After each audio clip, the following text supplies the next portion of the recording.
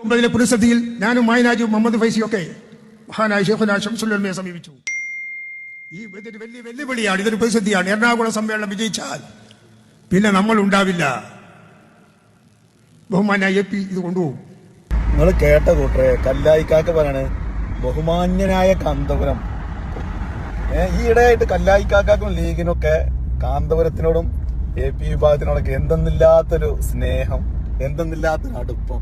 എന്നിട്ട് പറയണേ കാന്തപുരം മാറി. കാന്തപുരം അല്ലടാ, നിങ്ങളാണ്, നിങ്ങളുടെ നിലപാടിലാണ് മാറ്റം വന്നത്, നിങ്ങൾക്കാണ് മാറ്റം വന്നത്. ഈ കാക്ക AP ഉസ്താദിനെ കള്ളെന്നും ഹിമാറെന്നും കഴുതാന്നും ഓനി എന്നല്ല പറയില്ല.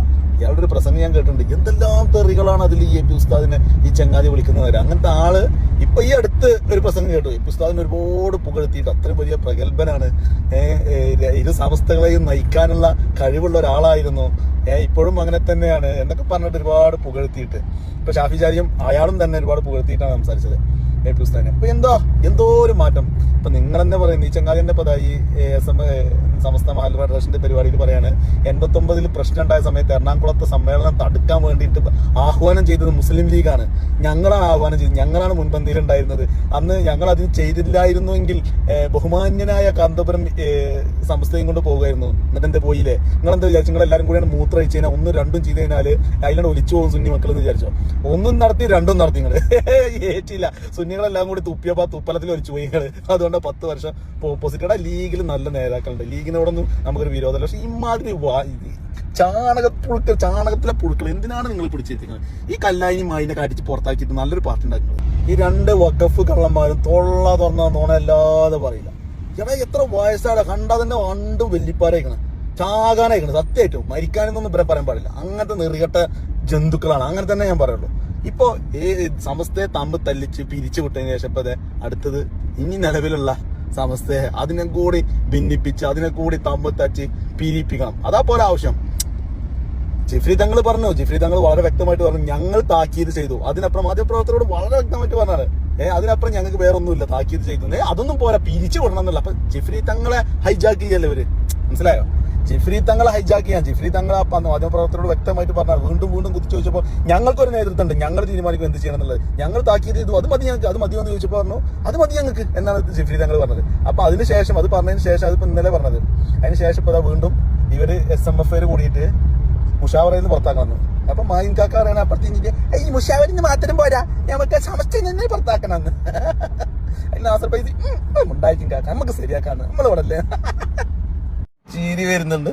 എങ്ങനെ ഇത് പറയാ? ഈ ലീഗുകാരുടെ അവസ്ഥ നോക്കിയ